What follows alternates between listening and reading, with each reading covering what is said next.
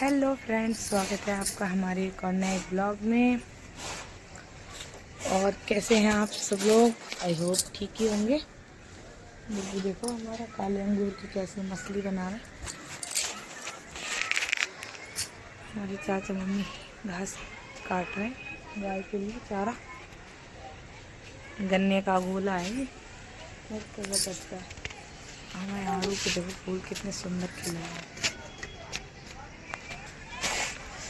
आज सुबह हमारे घर हुई थी संकटा माता, सुहागने जमाई गई थी। संकटा माता की पूजा हुई थी। अभी आपको दिखाते हैं ब्लॉग में। देखिए संकटा माता की पूजा कैसे करते हैं।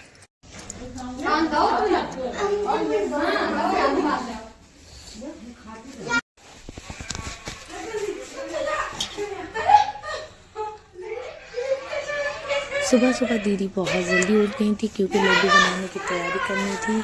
ये मावा पहले बना के रखा होता है, इसमें बूरा, इलायची और बाकी जो भी डालना हो डाल सकते हैं आप लोग। और दीदी ने ये सारी चीज़ें डाल के लड्डू बना के रखे। उसके बाद सारी औरतें आ चुकी थी, जो भी सुहागिन औरतें हैं बुलाई गई थी, और सारी मिल के यहाँ पर बैठी थी, महावर लगा रही थी, जिसे आलता भी बोलते हैं। यूपी बिहार में तो इसको सभी औरतें लगाती हैं, बाकी जगहों का पता नहीं। सभी औरतें बैठ के थप्पे मार रही थी और बाकी सबने लगाया आलता पैरों में। मैं उधर बैठ गई थी, फिर दीदी बोली ऐसे नहीं बैठते, खाली जगह पे बिस्तर पे किसी बिछौने पे बैठ के महावर लगाते हैं।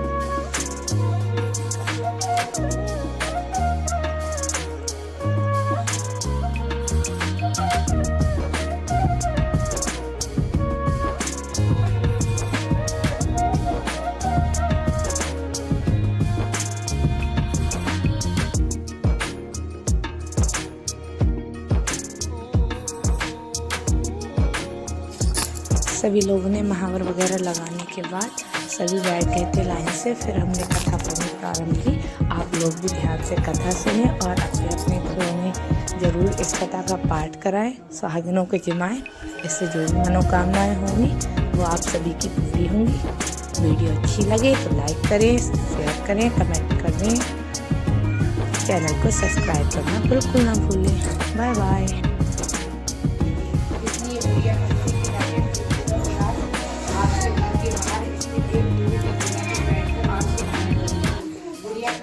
बराबर चलता रहा। एक दिन उस कुएं से दिए की माँ नामक एक स्त्री निकली और उसने बुढ़िया से पूछा, तो बुढ़िया माँ, तुम किस तरह से यहाँ बैठकर क्यों रोती रहती हो? तुम्हें किस बात का कष्ट है? तुम अपना दुख मुझे बताओ, मैं तुम्हारे दुख को दूर करने का भरसक प्रयत्न करूंगी।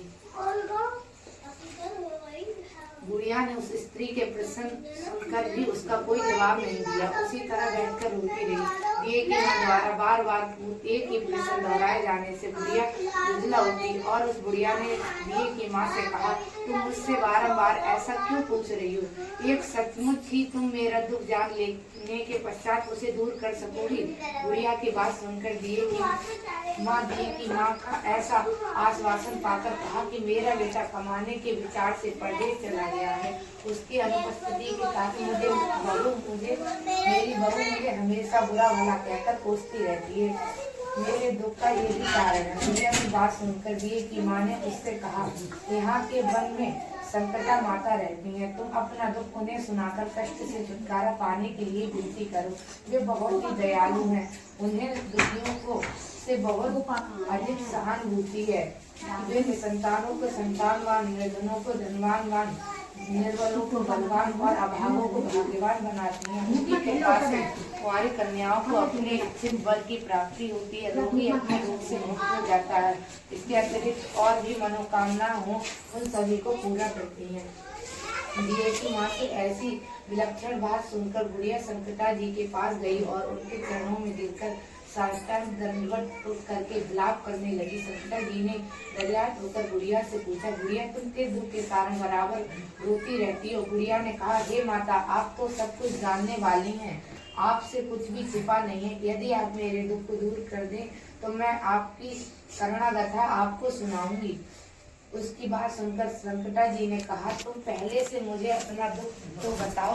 दुखियों के दुख दूर करना ही मेरा काम है। संकटा जी के ऐसा कहने पर बुढ़िया ने कहा, मेरा लड़का प्रदेश चला गया है, उसके घर में ना रहने से मेरी बहू मुझे तरह तरह की बातें सुनाया करती है, पागल होया करती हूँ। बुढ़िया की इस दर्द भरी गाथा को सुनकर माता संकटा से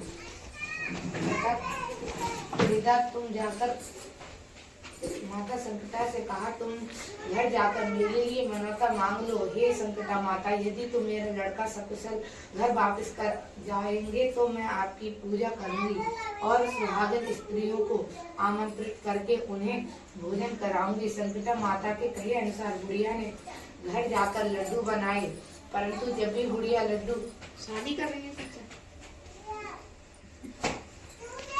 जब भी बुढ़िया लड्डू दूल्हा बन गई सबकी।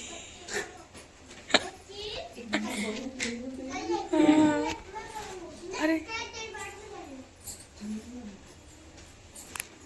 बन जाती है। इस बात से बुढ़िया बहुत ही असमंजस में पड़ गई। ऐसा होने का क्या कारण है? कहीं गलती से गिनती करने में भूल तो नहीं हो रही है, अथवा अपने आप 8 लड्डू प्रस्थान कर दिया। लड़के ने अपनी बहू को देखकर मन में विचार किया कि मेरी स्त्री को मेरे प्रति कितना प्रेम है, जो खबर पाते ही मुझसे मिलने के लिए चली आई। परंतु मेरी माता ने खबर पाकर भी अपने आने की बात न सोची।